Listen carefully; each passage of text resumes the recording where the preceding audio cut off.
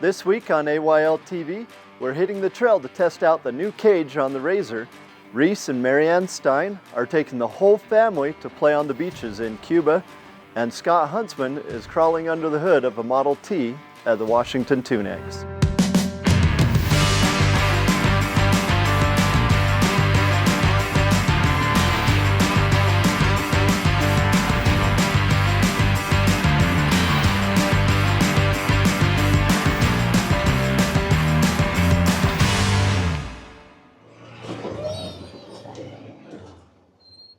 We've got the cage finished up. We're out here giving it a shakedown. Welcome to AYL. This is Phil Rawlings, and we're out here on Rattlesnake with friends and family, just giving this a good shakedown. Enjoy the show.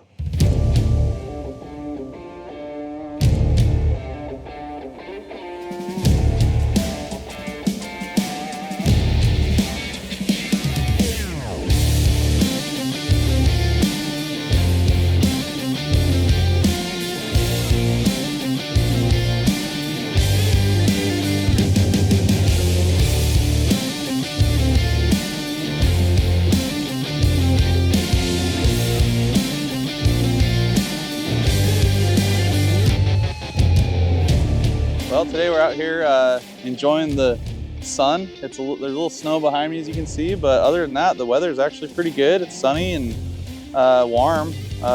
You know, a little jacket weather, but other than that, not too bad. And I love these trails out here at 5 Mile. We come out here a lot with our friends. We live semi-close, and it's an easy drive. And there's some cool obstacles to take our Jeeps and buggies and side-by-sides up. And there's some cool history back behind me. There's old mines. There used to be a little mining town down here in this valley, and they turned this into a recreation area for us. And as long as we take good care of it and don't leave our trash or anything, we get to enjoy it every weekend, and it's a lot of fun. It's pretty good. First time really going for it. It was a little sketchy, but we made it to the top, and that's what matters. Halfway done. It's fun.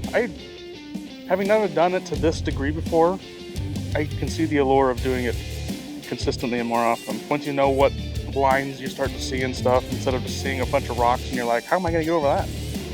Yeah, our family's competitive in nature, so yeah, it'd be good fun to just watch your sibling struggle and ruin a machine. Yeah, as long as it's not your car, I guess. Just enjoying the day. It's a bright, sunshiny day. We've had a crappy, rainy week, so it's nice to get out on the weekend and enjoy some trail time.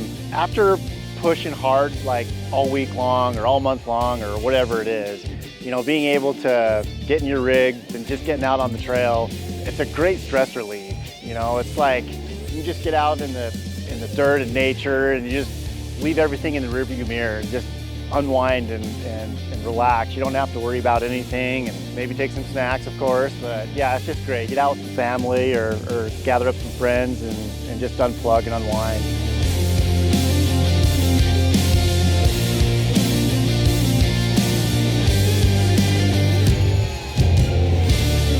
This is pretty fun, but let's see what Reece Stein is up to. I'm Reece Stein on the island country of Cuba, a tropical paradise with beautiful mountains and beaches, a rebellious history, hundreds of classic American cars, but an infrastructure that could, well, frankly, use a coat of paint.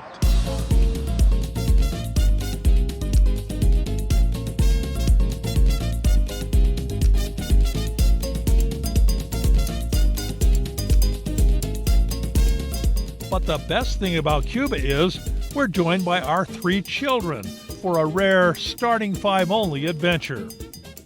This is the first time that we 3 have been together with our parents without spouses or kids since the 80s. And we still found out that we like each other. I think, at least I did. We're on a week-long tour with Jensen McKay Tours of Kaysville. But we are not tourists. Tourism is not allowed. We are here in support of the Cuban people, and to that end, we brought gifts including toys and hard-to-get essentials for our host families.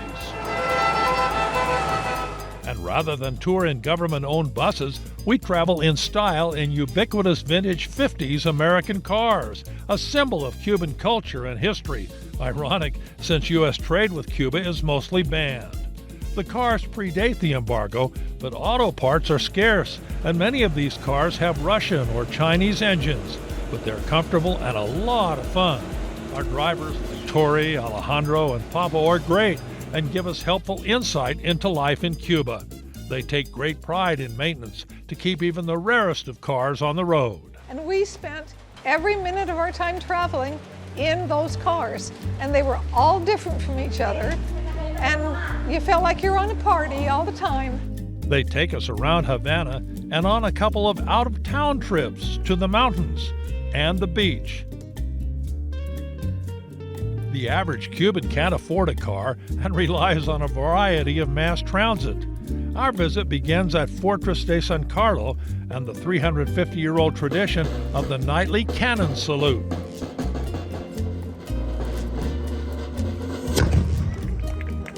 It's a must-see event, a great way to start our tour. Next morning, our vintage convertibles take us to Revolution Square with the 358-foot tower and oversized statue honoring Jose Marti, national hero of the fight for independence from Spain. Castro and two popes drew huge crowds here. After a spectacular lunch of lobster and ribs, we hit the bricks on a tour of Old Town Havana through its 4 colonial plazas, including Cathedral Square, with its 18th century Baroque chapel, a World Heritage Site. You got to interact with the people all the time, and I got to say, they're as scrappy as they need to be, given our geopolitical world we live in. Next day, we hit the road, stopping at a tobacco plantation in Las Vanellas Valley, another World Heritage Site, surrounded by the Organos Mountains. We meet a bonchero, cigar maker, who carefully rolls and cuts the famous Cuban tobacco into smokable tubes, which our kids took great joy in puffing away. And no, they didn't inhale. I thought it was pretty amazing. I wasn't quite sure what to expect, but the culture is beautiful, the colors are beautiful. I love the rain. We had a great trip, and I would 100% do it again. Afterwards, we board a boat to explore a limestone cavern full of typical carbonite formations. First time I've ever floated through a scenic cave. Our final excursion takes us to a gorgeous beach for a relaxing dip in the Atlantic and a refreshing sip of coconut milk, spiked with local flavoring Cuba is famous for. The beach was great. The beach was beautiful. It was a perfect beach day. But all around, the food was amazing, delicious. It was a perfect trip. The U.S. government won't allow us to stay in hotels. They're owned by the communist government. We stay in a private bed and breakfast right on the Atlantic seaboard near the embassy. You're only 2 hours away from the United States. 90 minutes north is Florida, yet you're in a whole different world. I mean, you can go back to the old Spanish colonial times, you're seeing that architecture, then all of a sudden you're in 1950s with the old cars and the old architecture, and then you're in communist Cuba in the 1970s. It's just a weird place to be. No question, one of the most unusual and eye-opening trips we've ever been on. Reece Stein and family in Havana, Cuba.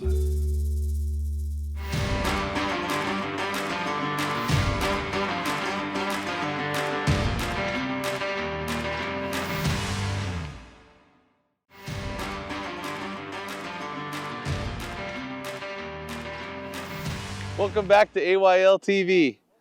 I'm here with Phil and I'm Robby Flandro. So we've been out on the trail testing out the cage. Robby's just asking me how the 50-inch RZR life is going.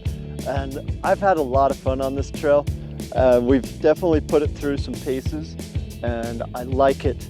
We need a couple more tie down points inside. You can see we've got the signature potty bucket in there. What do you have in the back of yours? I keep my toilet paper in a tool bag.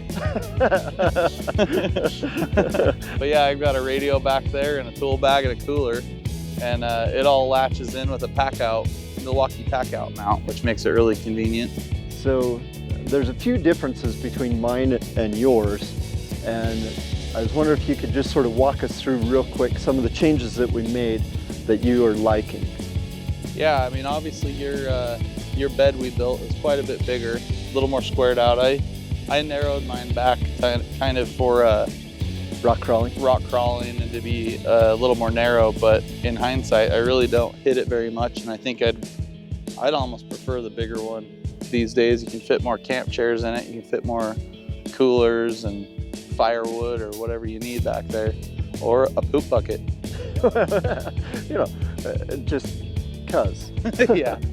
Yeah, I've got lots of little kids and they're always needing a potty break, so that's massively convenient for me. So the other thing I like is that this is a little taller on this one versus that one. That's right, Phil. We made yours about 3 to 4 inches taller, so that if you notice, you're about 3 to 4 inches taller than me. Yeah, and I bet that headroom is a little bit beneficial. I feel like even if I had a helmet on, I would have enough room in this one. That's good, that's good. That's what we wanted. So. And then while we were doing it, you were getting all sorts of measurements, and you had JC come over for Midnight 4x4. And what are you going to do with those? Yeah, that's right. So there's not a whole lot of aftermarket roll cages for these 800s anymore. They're kind of the granddaddies of razors, and there's not a lot of people making kits or anything. So I think what we're going to do is I'm going to team up with Midnight 4x4, and they're actually going to CNC bend all the tubes, and we're going to make a little DIY kit for Razor 800 guys that are still out there running these. And mine is a 570, but it's very, very similar to the 800. Right, the cage should work on both with some minor bracket differences, but yeah. Well, I'm really looking forward to the renewed life that's given this little razor. It's been a great little, I don't know, tool to zip around on the trails with today. And I think Will, who's behind the camera right now, is going to enjoy it to be able to get out and get on the trails and to be able to have a machine that he can drive and zip around with. Yeah, they really are great, kind of just universal little buggies. They're kind of fun. They crawl really well. They get you around, and they've got a lot of with these beds on. They have a lot of room to put gear in. So for a camera crew or for just your average guy going to a lake that wants to bring a couple camp chairs, they work pretty good. Right on. Well, we're gonna finish off this trail. We don't have a lot left, so we're gonna go do that. You guys check out what's next on AYL TV.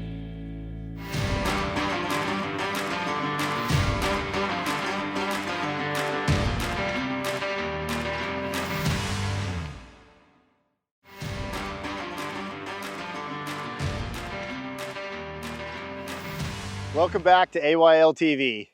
We're just out here on Rattlesnake today. We've been having a good time. We put this together, a bunch of friends and family, to come out and test out the cage on the Razor, give it a good shakedown. It's been performing really well, but most importantly, we've just been having a lot of fun. It's all about enjoying yourselves. Are we enjoying ourselves, guys? Yeah! All right, even Walker says so, so we're good to go. He's been enjoying snacks, huh? Yeah. All right. So make sure that you guys get out, enjoy all the wonderful things in Utah. It's coming up on nice weather, so be safe and get out there.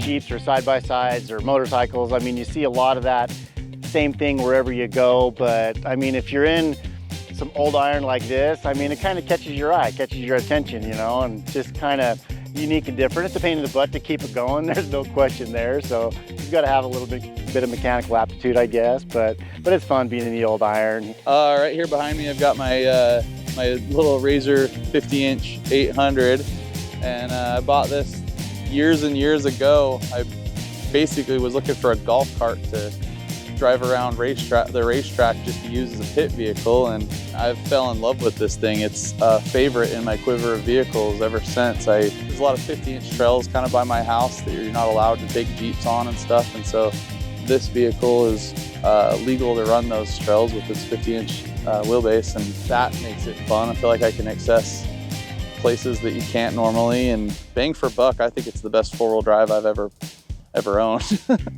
I've had my fair share of time in the cold driving awful Humvees. So the Jeep is nice because it's heated and you can drive through puddles with the windows up. But I definitely see the allure of a side-by-side. You're a little more in the air, kind of more connected to what you're doing. The side-by-side is also nice because it's smaller. So I was a little bit less sketched out going through some of the tighter spaces. But like you said, having the ability to roll the windows up and have the AC on if it's like southern Utah.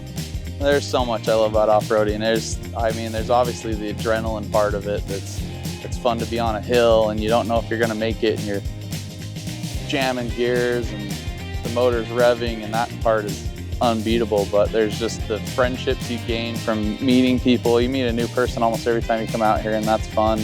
It's just fun to get out and see the fresh air, see the scenery, and enjoy it. We're having a great time on the trail. Let's see what Scott Huntsman is up to in southern Utah. 50 years of Tunex excellence going on, and we are down in southern Utah. Beautiful down here. We're in Washington. This is where Tunex is, and this is Rabbit. You are the boss here. I'm the guy behind the counter. The main guy behind the counter, you know, and I have to say, if anybody in this system reminds me of myself, it's this guy right here, just because of his automotive interest. You've been doing this a long time. Over 35 years. Wow. And you're still doing it because you have fun. It's fun. You enjoy it. Fun. We enjoy it. You know, the team that you can trust down here. Rabbit is the manager of the Tunex here in Washington, covering the whole southern Utah area. You've got so much cool stuff in that shop. And I think kind of the real flair of it that I really enjoy when I come in to see is some of the vintage things that you guys get to do.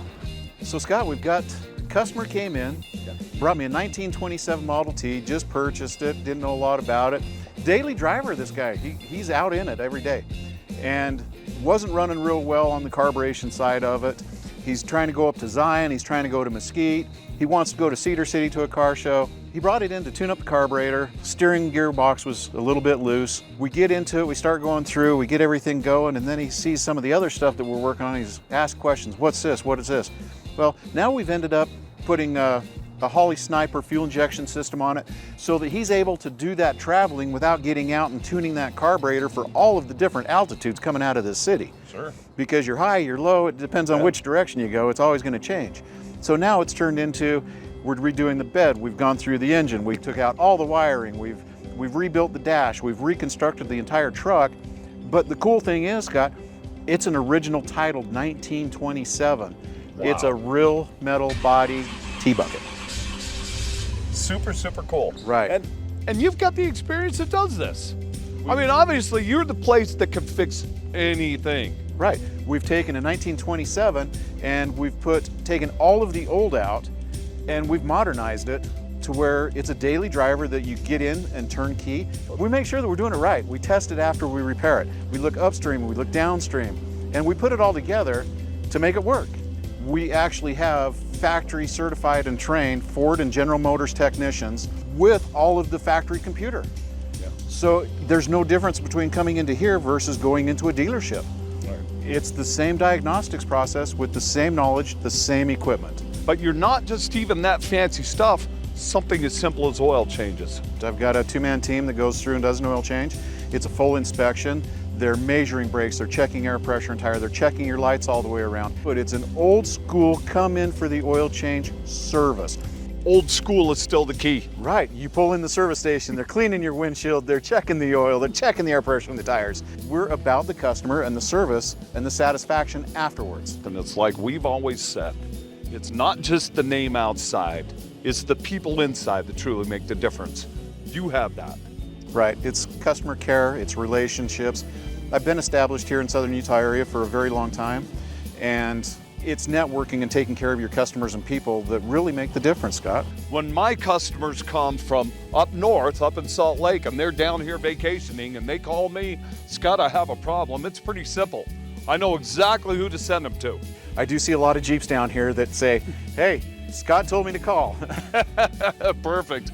Well, this is where you want to be. This is the number that you want to call. And remember, Tunex, 50 years. For 50 years, we've been providing this kind of excellence to you.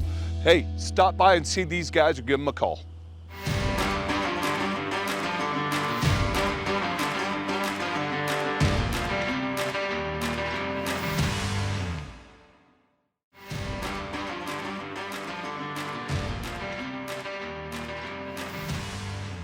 Welcome back to AYL TV. We've been out here on Rattlesnake today, giving the new cage on the side-by-side a shakedown. And we wanted to just mention that, like the sign says, pack out all your trash. So leave the place better than you found it, stay on the trails, help us keep the trails open. We're having a great time. We want to keep having a great time. So while we do this, you guys check out next week's show. Next week, Scott Phillips is showing off all the awesome vehicles that can be found at the 2025 Autorama. Then we're getting out to Afton, Wyoming, where these snowmobilers try to become legends on the hill at the Simplot Hill Climb Competition. Finally, we're meeting up at the state capitol as we get the off-road community together to remind our state legislator of the growth and the power of this community and continue the fight for trail access. Next week's show looks great. We've had a good time out here on the trail, giving the RZR a shakedown. The cage is performing really good. We haven't really tested it on the rollover yet, so we're gonna save that for later. But anything that you can think of, Robby, that we didn't achieve that we wanted to? I think we're having a great time. Maybe it needs some rear view mirrors so you can see the people behind you as you pass them. and a couple tie down points. A couple tie down points would be nice too. Down Yeah. inside.